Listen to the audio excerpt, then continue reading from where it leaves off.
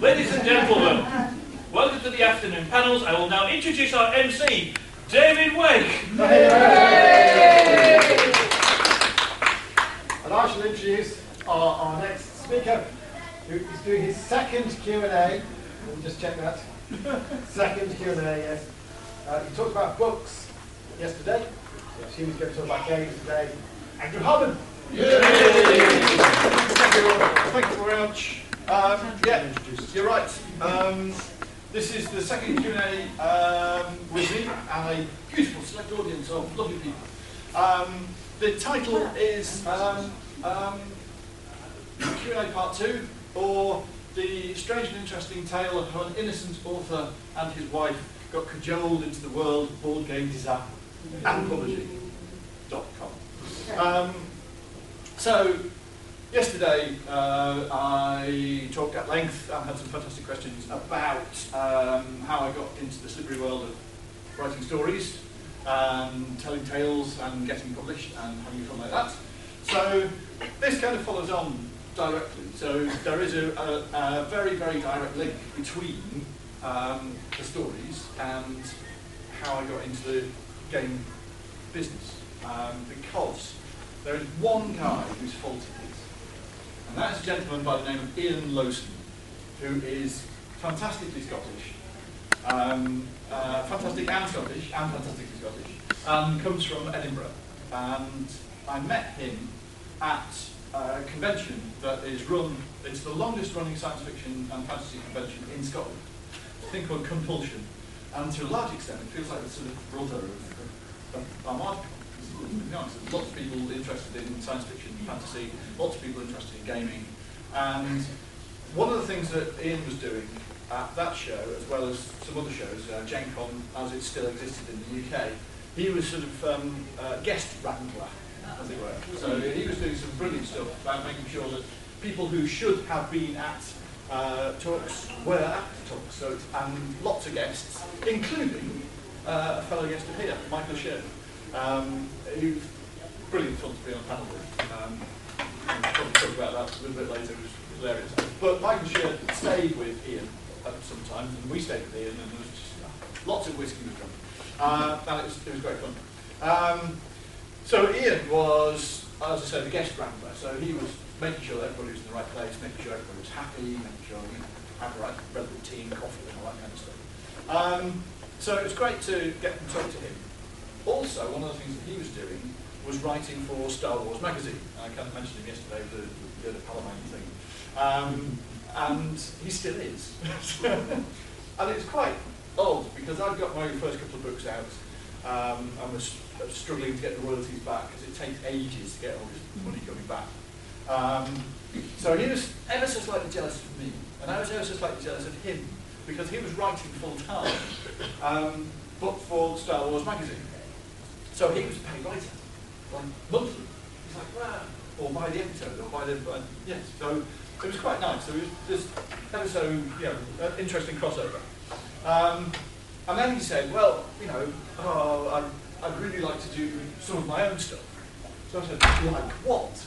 And then he started telling us about this role-play game that he was developing. He didn't know it was a role-play game at that point. He was just going, right, I've got this thing thing called Dark Harvest. It's the legacy of Frankenstein. And it's a world where Frankenstein is alive while living in Romania. And it's 1910. And he's closed off the whole of Romania. And he's making, all of his science is just carried on. So he's effectively immortal. And he starts to describe this world where Frankenstein's science has still been working, and he's been developing it harder and harder. So the ability of surgeons, it was just so much better and better and better. Society had changed. There were all sorts of weird political people who effectively could live forever by just extra grafts being put into them. Every kidney's dying, right, has to shove another one in. So effectively immortalising the higher evil echelon. And I was thinking, this is brilliant. And then he was going, oh yeah, there's all sorts of other stuff involved in this, like if certain rich families wanted to make sure that their children were beautiful, they would find small Romanian children and take their faces off and put them on. It's like, oh Ian, this is brilliant and horrible all at the same time. He said, I've got this world, but I don't know what to do with it. You know, how do you tell a story in a world? And we had long discussions about how to do this. And I said, well, you know, if it's a war thing, then you need to follow it through. See if you can narrow it down to 1 or 2 characters that you can tell the story through. We tried ideas, he tried ideas, and in the end he just went, one day, I know what this is. I can't tell this. All I've got is the world, and I think I will leave it to people playing the role-play game to play their own stories. So what I'm going to do is invent the role-play world. So we had all of that. We basically just wrote this incredibly thick and brilliant guide to Frankenstein's world, which is great. And it broke all sorts of stuff down into maps and the areas and what the areas of Cluj Napoca was doing and what they were famous for. All the politics, all the geography, fantastic. And he got partway through that, and he was going, it's a little bit dry, I want something else to put in there, I want some flavour fiction to put in there, just to have some little stories, just to give players a couple of clues to say, well, this is the kind of thing you can get up to and do. Andrew, would you be interested? Oh, in like a shot. It was great. And I've got 3 or 4 pieces in there. Some really short, some slightly comic. You know, what would hunters do in a world where you could almost have any wild animal that you wanted? So one of the mountain parts, there's a whole wildlife park, but instead of a deer park, it's actually filled with real live mythical creatures. So they've taken lions and grafted wings onto them and done all that stuff. And he loved all that, so it's just short little pieces. And one of the things that I wrote, which I'm particularly happy with, was a little story called Lorelei. It's one of the most horrible stories I've written. It's great. You'll leave it there to taste it. But as this developed, so this partnership developed, or friendship developed, it was great. And then, so that was published, so the RPG, and won an award, which is fantastic. And then he went, right, I'm going to do another one, and that won an award, and he's done really well with it, so he's really happy. And then he goes to a convention down in London, and stays with us, because we're in Luton, so it's not too far. He comes back from this convention one night, and he just goes, that was brilliant, absolutely fantastic convention, really, really enjoyed it, I've got a job for you. So I've decided that, okay, it's great that we've got this, the books, but we want to expand into another audience, bring other people in as much as possible. So you and Jenny have been playing board and card games for years, and you know what you're doing. So you're going to write the game, aren't you? I've had a couple of ideas, but you're going to write the game, aren't you? Aren't you? So yeah, so it's like, yeah, of course we will. But it was a really exciting idea. And he had some ideas about all sorts of stuff. Anyway, really relatively quickly, like in about a fortnight, we got the game sorted. And we decided that, okay, so we've got this massive world, how do we narrow that down into a semi-family friendly game? You know, you've heard all the gruesomeness, so how can we lighten it up a little bit? And there's loads of ideas flying around. But in the end, we went, okay, let's just focus on what people understand about Frankenstein. It's still true to Dark Harvest, but what can we do? So let's just focus down on the surgeons. So your expert surgeons working in the laboratory, trying to build the best bodies that you possibly can from the bits that are available. That works, that's cool, like that. So then it was a kind of case of, well, how does this work? Is it, anyway, we sorted it out. It was a card-based game. And it's now, you need 6 body parts to make a body. As you know, you need a head, a torso, 2 arms, and 2 legs. And the way the game is, you've got 2 different genders of the body parts, as you would expect. And you've got 4 different colours, which is the serum that's been used to reanimate them, bring them back to life. So you've got, you know, red veins, blue veins, green veins, yellow veins. So we worked on this, and this was the first Dragon Meet. So this is December of, like 2 months after he came in. And we thought, oh, this is great, you know, Ian's got artists that have worked on Dark Harvest, the role-play book, So this is a great opportunity. So all I need to do is invent the card game, make it work. We can talk to his artists. They should jump on board. It'll all be easy. What could go possibly wrong? So we thought, well, let's just check whether the game works. So we went to Dragon Meet in London, which is another sci-fi fantasy convention, which got bent towards RPG and wargaming as well. And it's like, let's just try this. So we brought a deliberately crappy version of the artwork and sat down and played it. And people were going, this is great, we really like this. A little bit confusing about the way the card pieces go together, a little bit confusing about this, but basically this is a game that's interesting to people and they're enjoying it. Yes, result.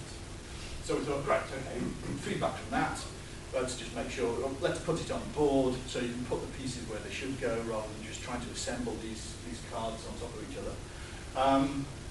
Still couldn't quite work out how the cards went together because I wanted the pieces to be, if you've got a piece of body part with an arm on it, I want it to look as gruesome as possible. So I want it to be, there's just an arm, a dismembered arm on this slab, rather than it just being, you've got a person on 6 cards and you cut them up. So, just artistic quality, just wanted it to be interesting. So, that meant that the way the cards go together, and you can see it in there. So you've got the head that way, you've got the torso that way, and then you've got the 2 arms, and tried all sorts of different orientations of trying to get these 6 cards together. Anyway, sort of got it working. And then we approached the artists that Ian got. Because there's other cards as well. There's cards to remove body parts by surgery. There's parts to stop this happening. There's all sorts of other little things. And we went to his artists and went, can you do the art for this? And they said, well, we're quite busy. We can do all the ones like the non-body part cards, but how does the body part fit together? How do 6 cards work? And I hadn't really thought of it. I thought, well, you know, an artist has got more vision than I have. Surely they can figure out how to put 6 cards together. So, quite rightly, they said, can you figure it out and give us some clues? So, they was batted back to me. And I just went, okay, this has got to work. How do we do this? How do we do this?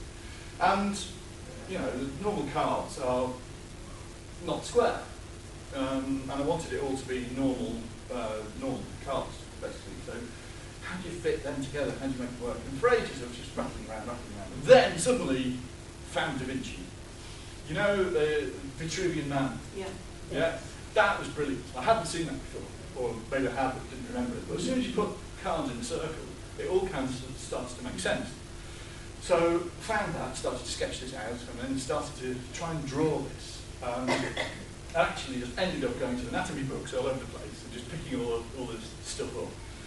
And eventually got A4 sheets with, here's just the head, here's just the torso, here's the arms, and eventually figured out how it would go together. And then I thought, well, okay, so if you've got male and female parts, I don't want it to look grotesque, I want it to look like it's a proper job, that a female arm is stuck onto a male torso.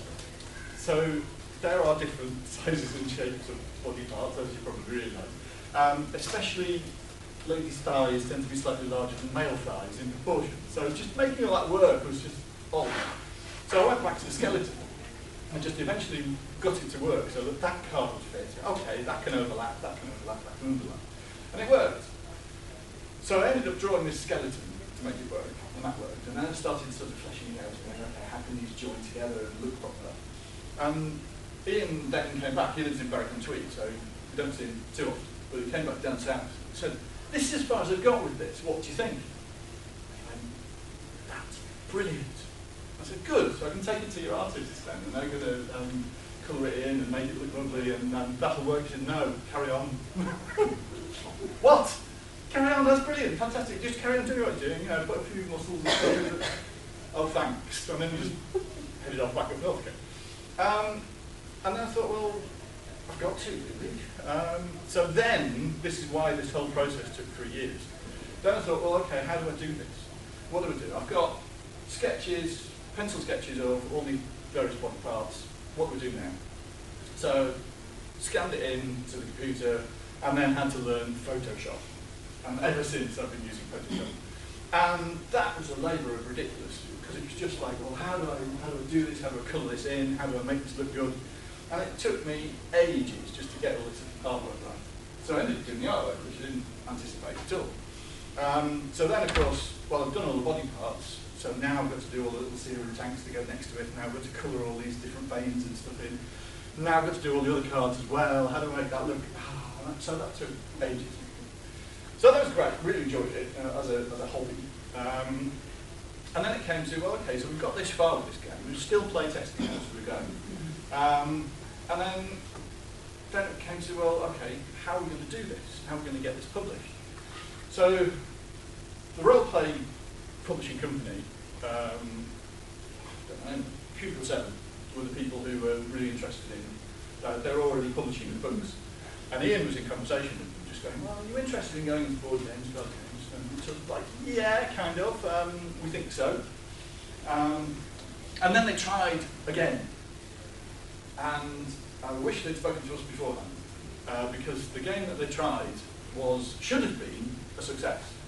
The snag was they actually overproduced, so they actually lost money. They sort of based their model, I think, on what they would expect books to sell, numbers of books to sell, whereas the number of board games to make a board game success, there's not an awful lot sold. We're talking 2,000, 3,000 is a real good success.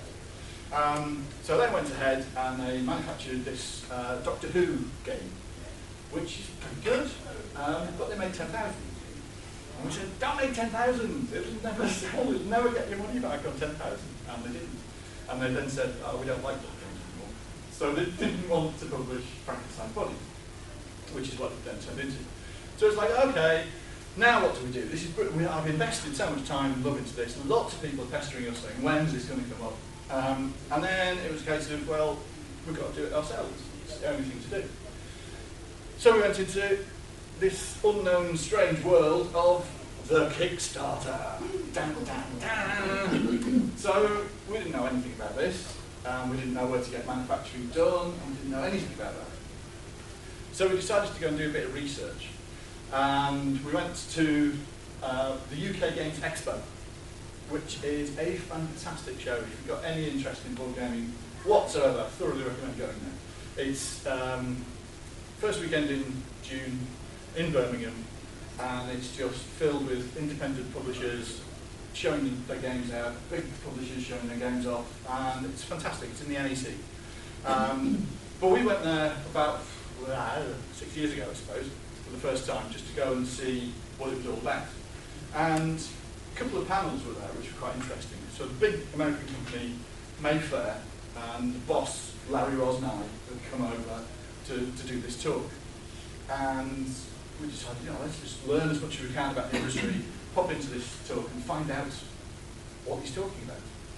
And I thought it was really interesting, because this boss of this big multi-million-dollar company over in America, and somebody in the panel asked him, why have you come to Birmingham? What's particularly interesting? And he just said, yeah, I'm the boss of this company, but I just want to see the cool stuff like you do. So he's just interested in playing games. I just thought that was fantastic. Really sort of, expected him to be corporate and but just lovely. But what was interesting was that there was a guy in there, and he was just basically trying to pitch his game to Mayfair. And he's going, I've got this great idea, how do I get it published? And he went, well, you talk to the right people and you make a pitch and you do all this stuff. But I've got this game and it's really good. Do you want to see it? Not right now, in the middle of a panel. But it's a great game, it's going to sell loads, it's just going to be great. And so quietly, gradually, he just sort of, pedalled him down in a way. He just said, but we wanted to ask him questions, so we waited till the end, and we went up to him, and we went, Larry, we've got this great game. How do we, and you could see his face just going grey, expecting the punchline to be, how do we get you to publish it? And in the end, we said, how do we get this published? What? You don't want me to do it? Oh, no, we've done all that. We just want to, what printers do you use? How do you get it manufactured? All this kind of business stuff. And it was like suddenly really open. And just, okay, well, we use these guys, and don't use these guys in China because it's difficult and stuff. Great response. So we just went around just sponging advice off people, and it was really friendly, really helpful. So then we figured out that the way to do it was by Kickstarter. We knew what the manufacturer was going to be, and we kind of knew how we were going to do it. And then we just launched into the Kickstarter. So most of you know about Kickstarting and how it works. Lots of nodding, yes. That's a terrifying thing in itself, because you've then got to put a pitch out to the whole world and convince them that the game that you've got from these people, what you've never heard of, have got something worth throwing money at. A bit scary, a bit strange, and getting into the realms of, I've got to film myself talking to the camera saying, this is Frankenstein's bodies, this is how the game plays. It's very odd experience. But it worked. And we ran it over the period of that next UK Games Expo, and loads of people came to see it. People still remember it. This is 2014, May 2014, June 2014. And we had a tiny little stand. We were playing this one game over and over and over and over again, and people still keep going back to us at Expo and going, I saw that 4 years ago. I'll have it now. And it's brilliant. So we're really happy about that. Where am I going now? Well, yes. So that's one game. So that's what slipped us into getting going. And the interesting part is, I think, for the way I design, or the way Jenny and I try and design games, there's a debate, general debate, on whether you should use mechanics, how the game plays, as being the most important thing, or whether you should use theme as being the most important thing. It's going to be about zombies, so it's going to be good. Or it's going to be dice roller, it's going to be good. And we've decided that we don't approach it that way at all. We've only realised this now, after 4 games, is that the way we approach it is not mechanics, not theme, it's experience. The way we design a game, as the way a storyteller approaches the story, is what do we want people to do? I want people to be able to pick these cards up. No, that's mine, give it to me. Get it. I'm going to attack you here. And be laughing and having fun. So, it's that kind of the third wheel. So, but yeah, lost where we're going there. But yeah, partway through developing Frankenstein's bodies, we realised that I'm enjoying this. This is good. This is ticking all the creative boxes that I got from the enjoyment of writing books. Creating a world in which the game can exist, so that all the story is embedded in the rules, or the rules are embedded in the story. So when you're writing a book, you've got this thing called a narrative spine, which is where you've got an idea and you hang all of the details of the story off the back of that. So if it's a World War story, then you've got to set it in that time period. It's got to be related to that. You can go off on the tangents, but it's all got to be related to telling the story of D-Day or whatever it is. And it's the same with the rules of the games. If you've got a game that's all about being a surgeon in Frankenstein's laboratory, then all of the rules have got to be related to being a surgeon in Frankenstein's laboratory. So it's a little bit like the role-playing. So what do you want to do as a surgeon? You want to get body parts. You want to surgically remove them. You want to stop them being infected. You want to, and it all fits into the kind of same narrative spine. So that's an interesting way of getting the rules working. And the way we've got the rules working is that they're now intuitive. People start to play the games and they go, can I do this with this? Can I steal that body part from him? And go, yes, of course you can. So the rules naturally come out of the world that's created, which is lovely. So we then wanted to go, okay, so what do we do now? How can we get some of the rules of Frankenstein's bodies and sort of condense them and make it a little bit more family friendly in an interesting way? So we then hit on the idea of, I was getting really frustrated because I was trying to find another theme. And I said, oh, some of these things about what we're developing are a little bit too take that. So if I want to take your body part, I can do it, but it's annoying to me, it's annoying to you. How can we make that friendly? I don't want this game. This was a Sunday morning, a week of frustration. I don't want this game just to be about, I've built a sandcastle and you're going to run across and just kick it down and keep going. I don't want that game. Hang on, that ain't a really good game. And that's where some of the ideas from Frankenstein's bodies then turned into, you know, if we retheme it a bit, then what would that be if it was all about sandcastles? So instead of collecting 6 parts to make a body, we need to get bits together to make a sandcastle. So that can be open-ended. It doesn't have to be 6 parts. It can be 2 parts. It can be 10 parts. So you can get rewards for building a bigger sandcastle. So you can get, how do we manifest that? Oh, that could be a bonus for making the biggest sandcastle. Well, where does the stealing mechanic come in? How do we make that work? And then it's like, well, of course, you know, there's things on the beach that attack other things. So we then themed the cards to be based on crabs, based on buckets, based on seagulls. Excellent. Seagulls can land on top of other seagulls, so you can build a tower. So you get points for the biggest tower. That's interesting. And then you go, okay, so what about the stealing bit? Well, I could use a crab to chew a hole in the bottom of a bucket. So a crab eats a bucket. Cool. And you can use a bucket to throw at the seagull to chase the seagull. Bucket eats a seagull. And of course you know seagulls swoop down, grab crabs and fly away from them. So suddenly this circle of power appears. So you've got a crab eats a bucket, bucket eats a seagull eats a crab, crab eats a bucket. And that's the basis of that mechanic. So a little bit rock, paper, scissors, but rather than rock, paper, scissors being an instant, you know, this is a, oh, you've done scissors, right, well, I'll do that, and then you can do this. And that's the way that developed, and that's quite fun. And then it came to, well, what's the third game going to be? Dun, dun, dun. It's so scary, because we set ourselves a task. If you're going to be a serious publisher, you've got to have at least one title a year. So we've got year 1, Frankenstein, year 2, Sandcastles. Yay, what's year 3 going to be? I have no idea. And I was at the UK Games Expo and I was trying to work out what other publishers were looking for. And I was talking to another guy from another publisher. And you're sort of more into the more toy market side of things. What's selling really well? And he said, oh, all these little tile building games are doing really well, like Tri-Minos, Dominoes, Hexominos. And I sort of jokingly just went, so anything with the word ominos in it? And he went, yes. I said, so if I came up to you with a game called Ominos, would you be interested? He went, yes! Okay, cool. I've got a meeting now and we keep running. And then I went, oh, now what have I done? What would that game be? So that was Saturday night at the UK Games Expo, which runs Friday, Saturday, Sunday.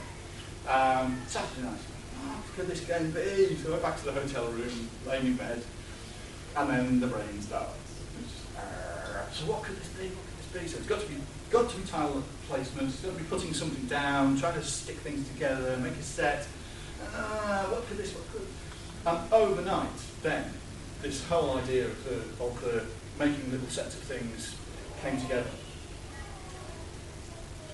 Only 6 months later did I realise that one night of this game coming together was based on about 12 months of research beforehand, because I was trying to make a dice game for Frankenstein's bodies, where, you know, if you've got 6 parts that make a body, you've got a dice for D6, 6 faces. How can I make it so you've got, you know, you roll these things, you collect them, little Yahtzee kind of style thing, you go, oh, I've got 3 heads, and it never really came to much, didn't really fit together.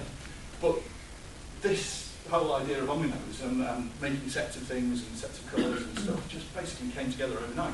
So the next morning, just before the show started, they've got massive tables there, shops with selling huge amounts of dice.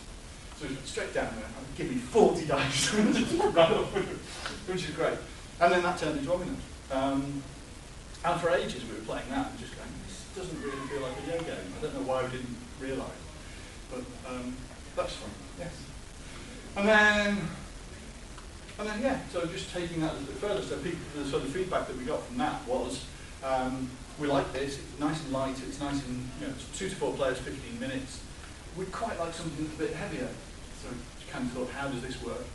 And then came up with Ominos Hieroglyphs, which was based on, this is where it's getting weird now, so the more professional I get, the more meetings in strange places that I'm going to have. So some of the meetings that I've had, one of them was pitching to Rubik's Cube, who are looking for board games and card games, trying to expand, keep their thing alive. They've got a couple of board games that they're not, the UK side of it aren't particularly happy with. They want something with a bit more interaction, a bit more players. So I pitched a game to them, and the game involved tiles and flipping them over and stuff, and they really liked it. And then they played it for a bit, and they went, no, it's too gamey for us. And it's like, okay, fine, cool, I understand that. But the whole tile laying, tile flipping idea started then. So now we've got this game where you're making sets of 4 or more to earn points, but you know what's on the other side of the cards. And as you place your cards, you've got 5 of them, you can choose one symbol to place. You can put them into the tile group that's in the middle.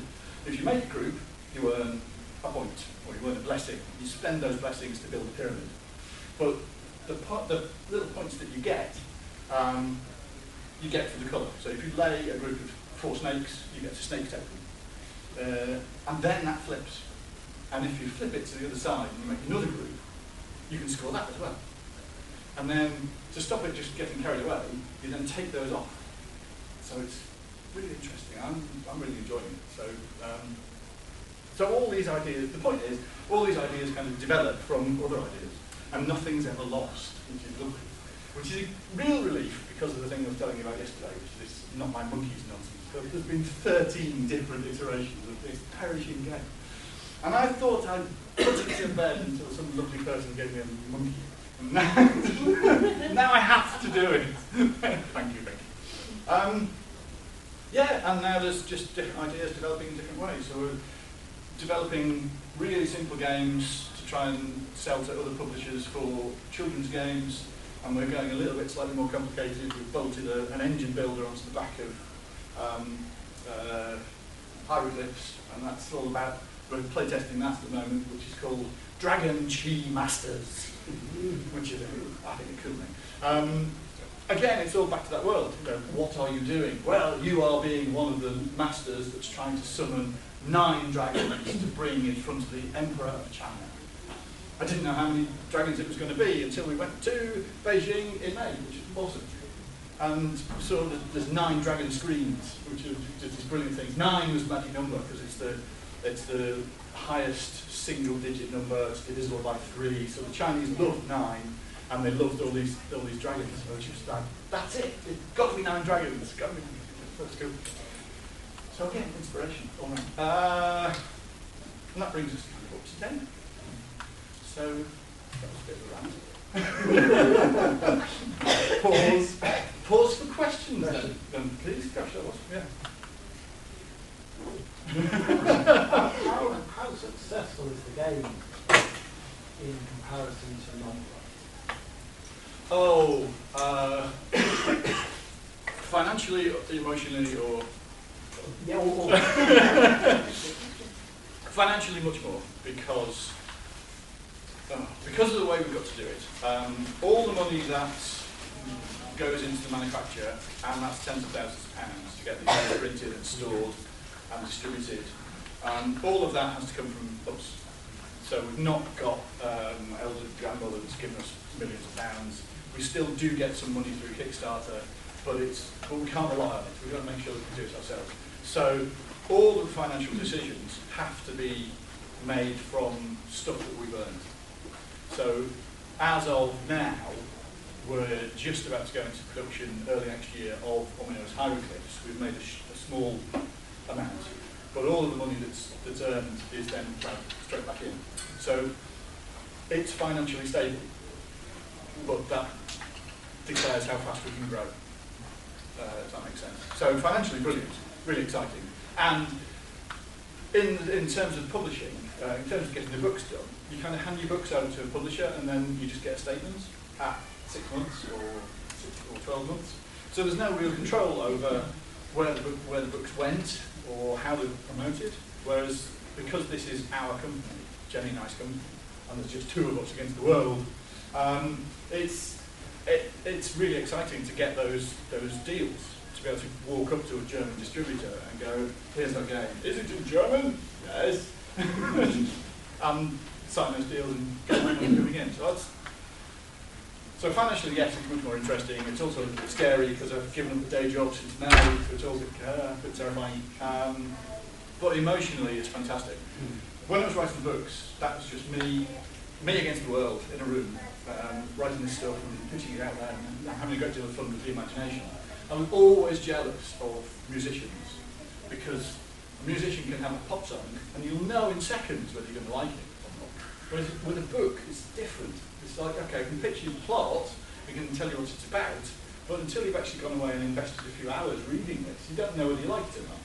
So at conventions, it was great to see people, buy the books and then go away with them, excited about them, but you never actually found out whether they enjoyed them until one time I did, which was at compulsion.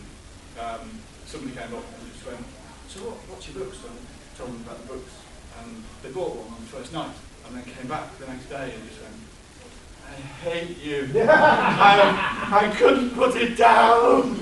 Give me the rest." So that was nice. But with the games, it's awesome because you get that immediate connection. Here's the game. Here's how it plays. Play it. Oh, I get it. I enjoy it, and that's brilliant. So I suppose also you can see people play the game from a distance. You see them enjoying themselves. Whereas somebody reading a book be miserable or very happy with it, you can't tell. Well, it's difficult, yeah. And even if they're sniggering, it's just like. And just watching people reading your book is a little bit creepy. But yeah, so emotionally it's much more rewarding. You had a question? Yes, you say you want to produce one game a year. What proportion of the year is design, play tests, marketing, sunning yourself on a beach and If only it was the last one. It varies depending on what products are on the go at the moment. I mean, at the moment, because of the fact that I had this big pitching session in September and a big pitching session at Essen, an awful lot of the time recently, these last couple of months, have been in prototyping and developing. Because I want to expand it different ways. So I want to keep the 8 games going, releasing a title a year, but I also want to get the other income streams coming in by pitching games to other publishers. So that can be quick and slow all at the same time. So it's like, I've got this game developed, this is working really nicely. Right, Cosmos, are you interested in that? And they can say reasonably quickly, yes or no. And then sit on it for ages while they just go, I mean, I've had a little robots game that takes seconds to play. It's really good. That's taken 2.5 years by one company. They're just going, I really like it, says the guy I've been dealing with, but I think it's a children's game. But I haven't had a chance to get it to the children's people to actually play test it properly. The children will grown up by the time they yes. So there is always a time when I don't like the marketing side of it, particularly, so I try and avoid that. But yeah, it's just got to be the right balance, and it is, for me, and I'm learning, but it feels more like spinning plates. It's like, I've got to get some prototypes ready for Essen and Nuremberg in February. And then it's like, oh, but there's boxes and boxes that need shipping out to water stands. I've got to do that. And then there's pester the distributor and just go, well, what about this thing? All that kind of stuff. So, very vague and woolly answer, but variable. It could have said the answer is all of the above at the same time. Yes. Yes. And then reaching a weekend and just going, actually, yeah, it's time off. So, it's one of the snags of being self-employed. Yes? You mentioned quite a few German banks, so Nuremberg and Essen, and I know the German gaming market is huge.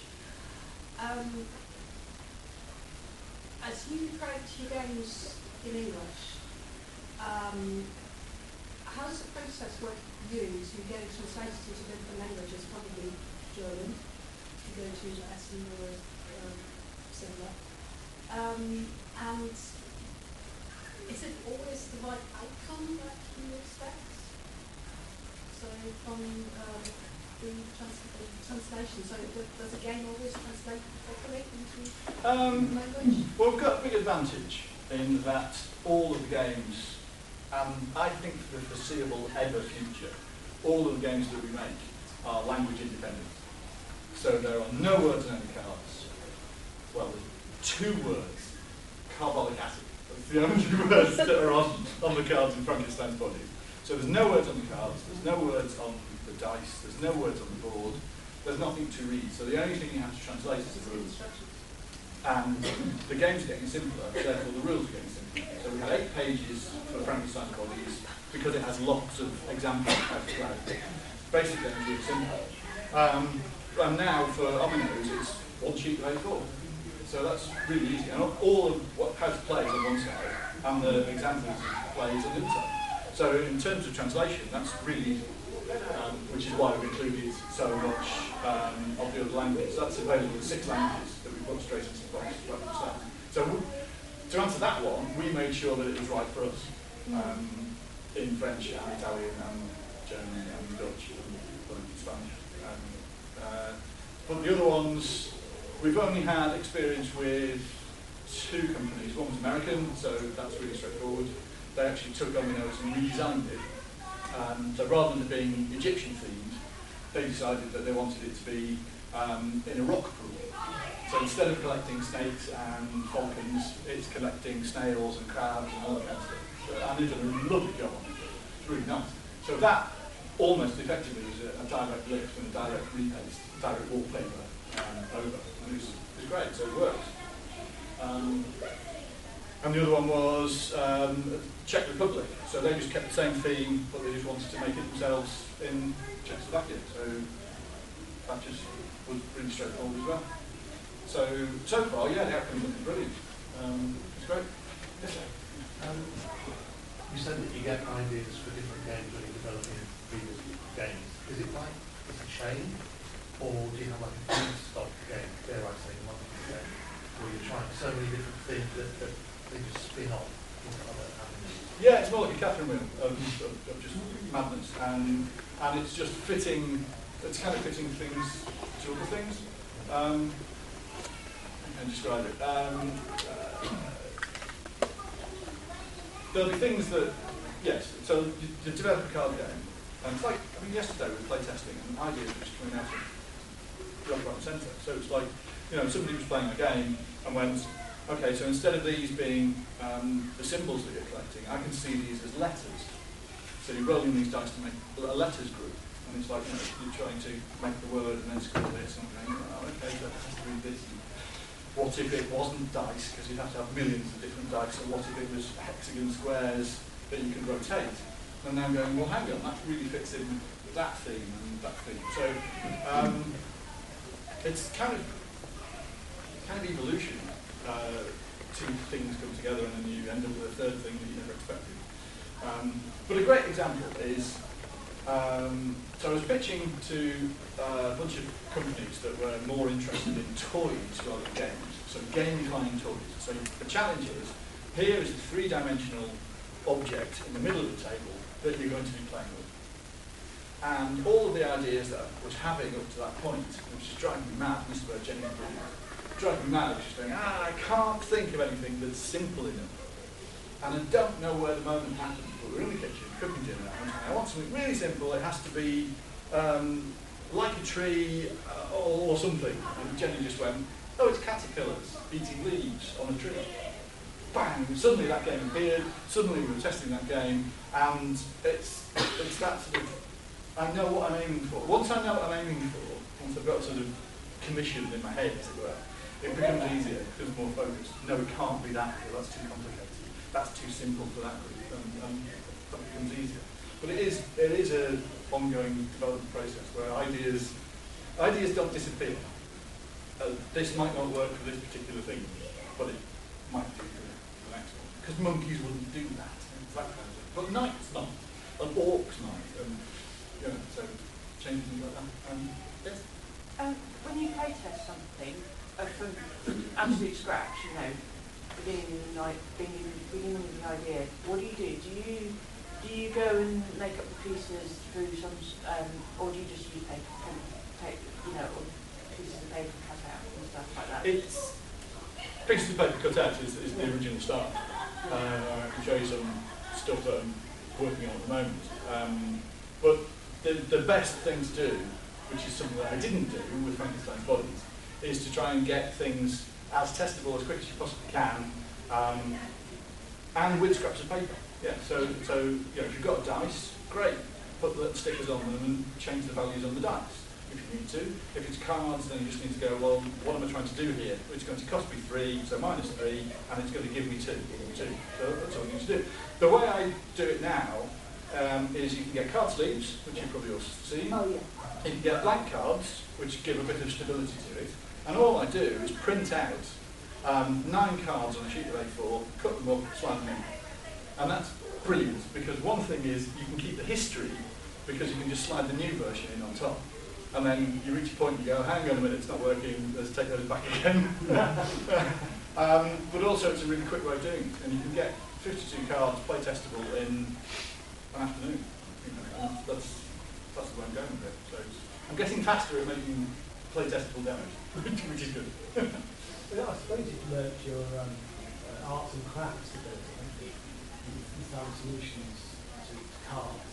So the next time you cards, you have a solution. Yes, yes. And the other thing is Google Images, which is absolutely fantastic. Working on a game at the moment called the Gingerbread Housing Scheme, where there's a river of magical stuff, which is gingerbread walls and marzipan tiles and all that kind of stuff. I've not bothered drawing that. I've just gone red, blue, green, yellow, value 2, split the squares, cut out. But I wanted the village side of it, because you're getting all this stuff to try and build that house, which needs 3 pieces of gingerbread, a piece of marzipan, 2 isinglass windows, and whatever. So I wanted that to be interesting. So that ended up being just Google Images, cartoon castle, cartoon fairy tale castle. And you just pull them in, use them immediately, just go, well, that one looks like, let's give it a name, Mickey Towers or whatever. Just you can make a convincing looking card with enough information on it really quickly. And you just go 3 red, 2 blues, green and yellow. If this is a vague picture of something vaguely fantastical, it's one of the red set. Done right next. So yeah, Google Images is great. So that was already for the expansion pack for the Christmas version. The Easter eggs. What, the Easter eggs? Yeah, the Easter egg rafts. With the bunny You see, it's happening again. Yeah. Good. Just about out of time. If there's any more questions? One final one? How is the second one ready for us to play test next year? It's playtestable now. This very moment. Then there is a table waiting for you. Yes, I'm trying to get my cousin to come down and she'd love it. Oh, brilliant! Yeah, it's ready to go now. But it's yes, we'll see where that one goes. I've got really high hopes on it. It's really nice. Would you like to play one again? What, as a publisher? Yeah, let's pitch it. It's got to fit in with the Yay Games ethos of play hard, play naughty, live better. I'm happy now. Hey? That's the motto, yeah. Play hard, play naughty, live better. So you develop some new games for Yay and you're developing other games for other countries? Yes. Yes. So there are games. So yeah. So little kids games. I want to give to other publishers because, for one thing, this Happy Robots game is the card game version of Frankenstein's Bodies, which is all of the fun, all of the interest, but in a small card game rather than big box. So if we released it, the sales of Frankenstein's Bodies would go. So that's another reason for doing it. It's like, here's all the ideas, let's just give it to somebody else and develop it that way. Would you recommend Frankenstein's Body for young How young? How gory most children are. Well, we've had, back in Compulsion in Scotland, we were playing it with a 6-year-old girl. That's right. And it was, we'll end on this, because this is just beautiful. This is where you know when you've got a game right. So, it's all about stealing body parts, and this tiny little angelic girl, 6-year-old, blonde hair, listened carefully to the way the game was playing. She said barely a word throughout the game as she was playing it. About half an hour in, she just sat there, and I thought she was bored. She just sat there, looked up, grinned, and went, "Daddy, can I have your head, please?"